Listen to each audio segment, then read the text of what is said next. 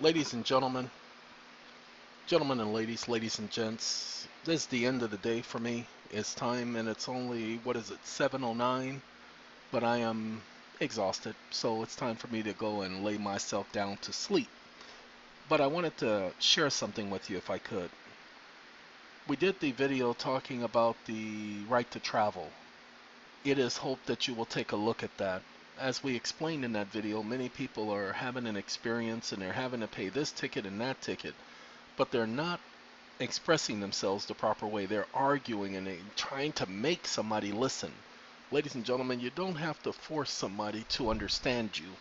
The only thing you have to do is put the evidence on the record. But you haven't been doing that. You think because you're talking in court that that's putting something on the record. Talking does not put anything on the record. You have to place your evidence on the record. Well, remember, an unrebutted affidavit stands as fact, stands as true. So put your evidence on the record. That's how you take care of that. So that's number one. Put your evidence on the record. Okay, now that you got your evidence on the record, because you handed it to the officer, so now he understands, he knows that, hey, you are not sitting up here violating anything. You see, everything he comes at you with is a presumption. See, he's presuming that you violated an act. He's presuming that you are traveling. He's presuming that you're driving. They operate on presumptions. So you put your affidavit on the record. Your affidavit is not a presumption. So it is not a presumption. You've just rebutted it. You rebutted his presumption with facts. What did you do? You rebutted it with facts and conclusions of law. That kills the presumption angle. Can't do that no more. That's how you handle that. Okay, that's the first thing. So you got your affidavit before the officer, you hand it to him. Let him hand it back to you. We're going to talk about the contracts in a minute. It's very important, so you need to pay attention. Let him hand it back to you. That's fine. The fact that he hands it back to you is not a rejection. Because the contract says that upon receipt of that, and if he continues, it says that he agrees. That's how you want to word the contracts. Go over the video. All the wording is there. Okay.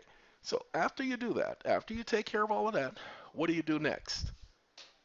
Ladies and gentlemen, they'll bring you in the court. Go to court. Give them the ID. Give them the registration. Go into court. Judge's going to call your name. Said, are you such and such, such and such? I certainly am. I'm the same person that's on that affidavit that's sitting in front of you. What affidavit are you talking about? The affidavit that I sent to the court. I don't have an affidavit. Oh, well, I got a copy right here. Here you go. Give him the affidavit. He's one of those people on the affidavit. Say now, let him talk.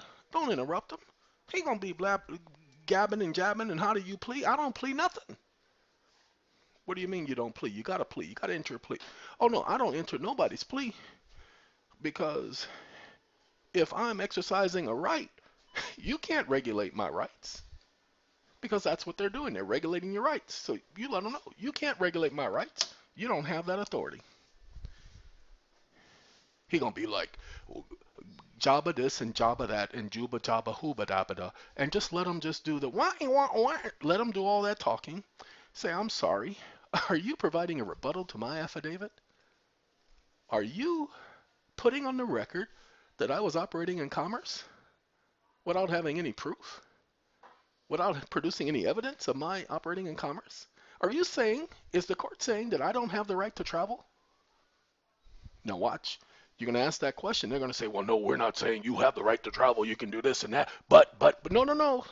No buts. Either I have the right to free ingress and regress upon the highways of this great nation as a private citizen or I do not. Are you, the court, saying I do not have the right to privately engage in the pursuit of my travels? Yes or no? Well, you just asked me to enter a plea, either guilty or not guilty, so I get to ask you the same thing. Is the court saying I don't have the right to travel? Yes or no? And are you providing a rebuttal to my affidavit? That's the only conversation you should be having. What you guys don't know is they're using what's called wordplay, word magic on you. So the more you talk, the more you dig a hole for yourself. Stop digging holes, people. Okay? Stop doing that to yourself. Stop hurting yourself. You cannot out-talk them. You cannot outsmart them. Please stop trying. You're causing too much damage. You're causing too much damage. So please stop trying to act like you are lawyers, trying to act like you know what you're talking about. The only thing you have to know is your rights. All right, let me explain something to all of you about the contracts, about arbitration, because you need to know this, because many of you didn't know this. And I'm going to say it because it needs to be said, because some lawyers have figured out something. Ladies and gentlemen, there is one way out of the contract, one absolute way out of the contract. What is that way? Ladies and gentlemen, the way out of the contract is you simply have to say, no, I refuse. That's all you have to say is, I refuse. I do not wish the contract. That's all you have to tell the courts as well. So I refuse. I do not wish the contract. Ladies and gentlemen, all they have to do is put void, reject it. I don't wish the contract. That's all they have to do. Ladies and gentlemen, that's how they get out of the contract. But hold on. Hold on now. Y'all done wait 1 minute. Okay, hold on. We're going to show y'all an example of a contract. A contract that was actually arbitrated. Not one where they rejected it, but I'm going to show you an example of the contract to show you how that's already been defeated. 1 second. Okay, ladies and gentlemen, this is an actual contract. This one, Department of Justice, the court, everything, they've already defaulted. And again, that's where we kill them, is because the contract is valid. If they say it ain't valid, then their contract ain't valid. Now, we're going to go down to the caveat, okay? Because this is what you need to understand. And the reason why we're going to go to the caveat, because each one of your caveats is pretty much the same thing. So I want you to pay attention to the caveat. Please understand that while the undersigned wishes, wants, desires to resolve this matter as promptly as possible, the undersigned can only do so upon the respondent's official response to this conditional acceptance for value and counteroffer claim for proof of claim by the respondents, providing the undersigned with the requested and necessary proof of claims raised here and above. Ladies and gentlemen, the moment that they do not accept your contract, it cancels theirs. You don't know that. You weren't supposed to know that. But this contract covers that. Now, of course, we say that we're not part of your social compact. We don't have anything to do with the way you people are doing everything. Fair value consideration therein, which would act and operate to create and establish a relationship nexus, thereby therein bind the bind the undersigned to a specific source of authority for the creation and existence of your alleged statutes, laws, and so on and so forth. Now that's in each one of the contracts, y'all. But what you need to pay attention to is this stuff right here. Therefore, as respondents have a superior knowledge of the laws and access to the correct requested information, necessary proof of claims, and otherwise being a cat's bird seat to provide the requested and necessary proof of claims raised here and above, the respondent is able, capable, and most qualified to inform the undersigned of those matters related to and bearing upon the above referenced alleged criminal commercial cause, and thereby therein clear up any confusion and concerns in said matters for the undersigned as to the nature and cause of said processes, proceedings, and the like, as well as the lawfulness and validity of such, to include intra alia all decisions, orders, and the like within, arising from, all such within said commercial civil cause. Let me see if I can explain to you. Oh, I can't do that. This is an official contract. I can't alter it, even though that's the spacing of the formatting. Ladies and gentlemen, let me show you what's going on so that you get it, because most of you won't understand what this did. This lets them know that if they do not respond accordingly to the way the response is supposed to be received. Hold on.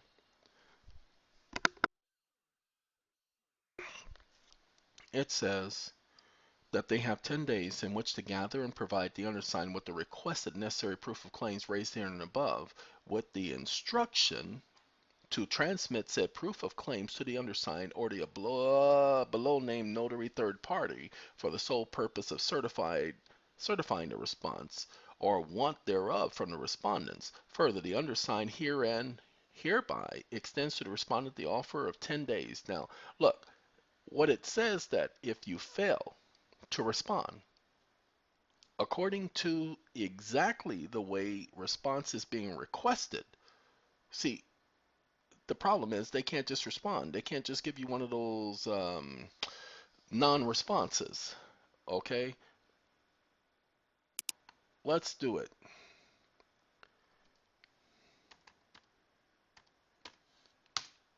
Because we just had a conversation with several people, and so we were trying to explain this to them, so we're going to explain this to you guys. Should the respondents fail or otherwise refuse to provide the requested necessary proof of claims raised here and above within the express period of time established and set herein and above, respondents will have failed to state a claim upon which relief may be granted. Further, the respondents will have agreed and consented through tacit acquiescence to all the facts in relation to the above. Now, hold on. What if they say, well, we don't understand? That is the number one way to get rid of a contract. So, like we're telling you when you go into court on a traffic violation after you show them your proof of claim that I don't understand these proceedings. That is your next response. They'll say, well, what don't you understand? Well, I don't understand exactly what you're trying to say you don't understand about what I just wrote, what my affidavit. Are you saying that my affidavit is not binding? Are you saying that my affidavit has been rebutted with facts and conclusions of law? Then if it hasn't, then I don't understand what gives you the authority. I don't understand where you're getting your jurisdiction from. Can you please state the jurisdictional authority you have and the contract by which you're operating off of?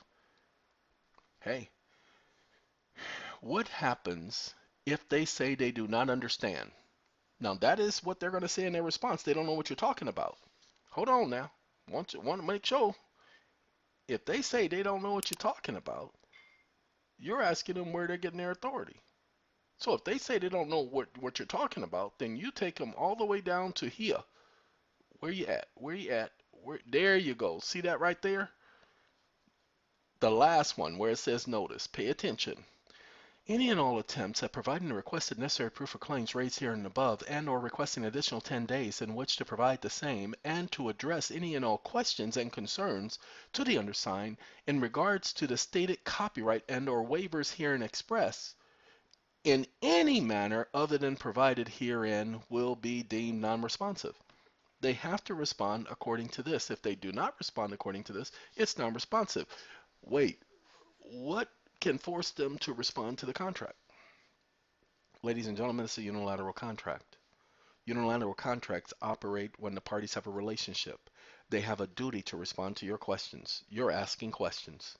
So they must respond to your questions. So you're telling them, I'm willing to pay. I'm willing to do whatever y'all say as long as you answer these questions. So this is my conditional offer. Now, once they deny your offer and do not accept your offer, sorry, I'm rubbing my eye. Once they deny your offer and say they're not accepting your offer, that kills the contract. Because you guys had a contract with each other and you both canceled each other's offer. So there's no more contract. But ladies and gentlemen, only the wise, the people who know what's going on, understand this. So you can either take them through the process by defaulting them for not responding according to the terms of the contract. You can do that by sending them a notice of default and letting them know that either their offer, because you told them you will accept their offer under the following condition, when they reject your offer, then that kills their offer. But if they tell you we're no longer accepting this payment, we're no longer accepting that payment, you have to do this and you have to do that, ladies and gentlemen, that's called a change in terms and conditions. You have to respond to their change in terms and conditions. What, I accept your offer. Oh, but by the way, I can't accept your offer because you have not responded within the time requested, which means you are in breach. You are in fault because you did not provide the answer to the questions as was required by law. They cannot choose not to answer your legitimate questions that deal with your contract and the process for which they are proceeding. They cannot refuse. If a question does not apply, then yes, they can refuse. But if it does apply directly to the contract, They cannot refuse. It's a unilateral contract. You have a contract with them. They have a responsibility to respond. They did not respond. You can hold them accountable. Okay? Just want to make sure y'all understand that. I can't explain everything to all of you. I simply don't have the time. The reason why I didn't explain this at first is because we didn't want to kill what was going on.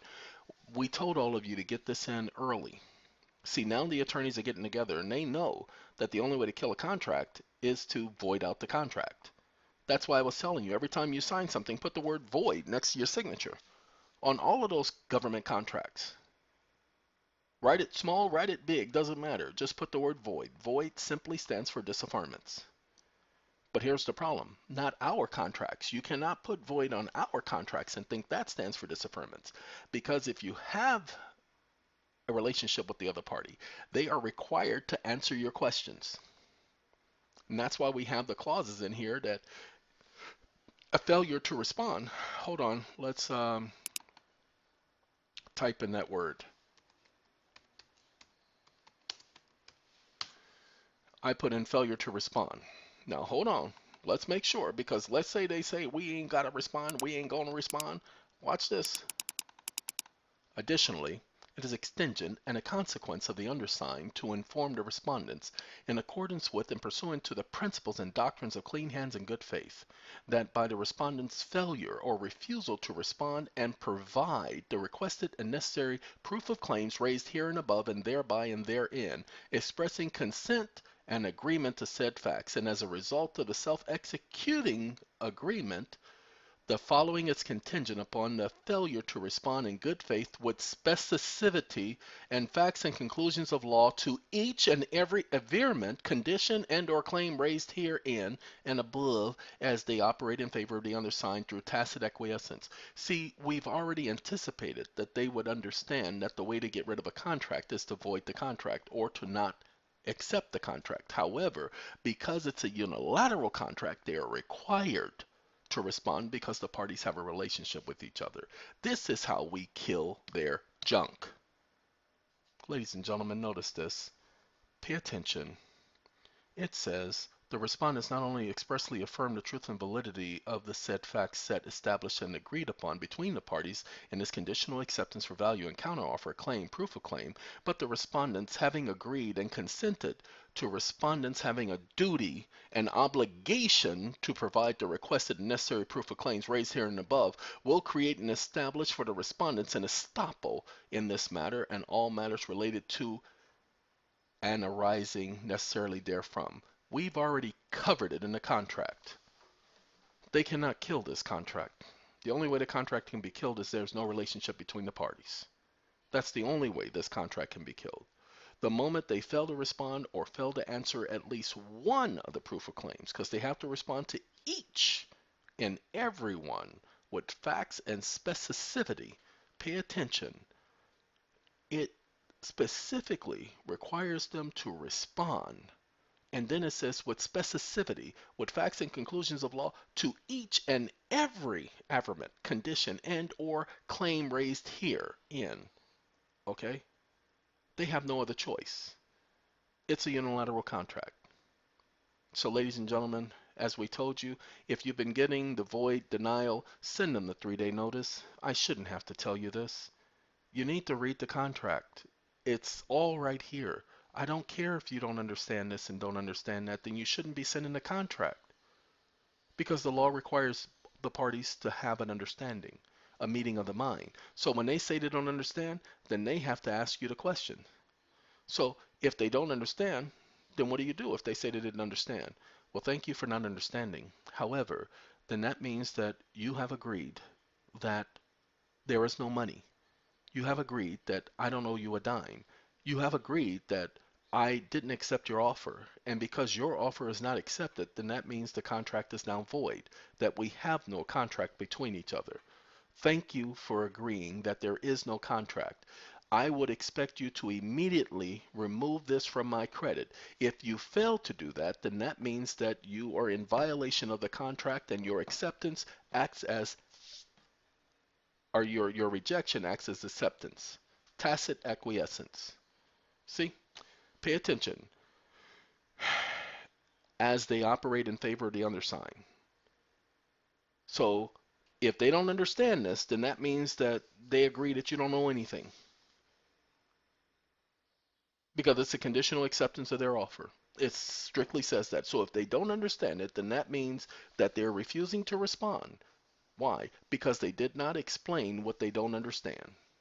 Pay attention. They just say they don't understand. Ladies and gentlemen, the court, when you tell them you don't understand, what do they tell you? What is it that you don't understand? Okay? But they'll go in and say, well, you owe this and you owe that. Well, thank you very much. You're now rebutting the contract. And because you're rebutting the contract, you're providing a response.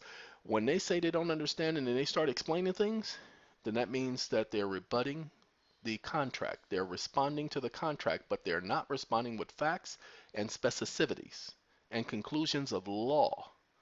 They're just responding with conclusions. And they're not responding to each and every averment, which operates through tacit acquiescence, and they not only expressly affirm the truth and validity of the facts stated, established and agreed upon between the parties of this conditional acceptance for value counteroffer claim for proof of claim, but the respondents having agreed and consented that the respondents having a duty and obligation to provide the requested necessary proof of claim. Ladies and gentlemen, you're asking them for a full accounting. They should be providing that. You're telling them, you're providing them the law. They should already understand law. Pay attention. Ignorance of the law is no excuse.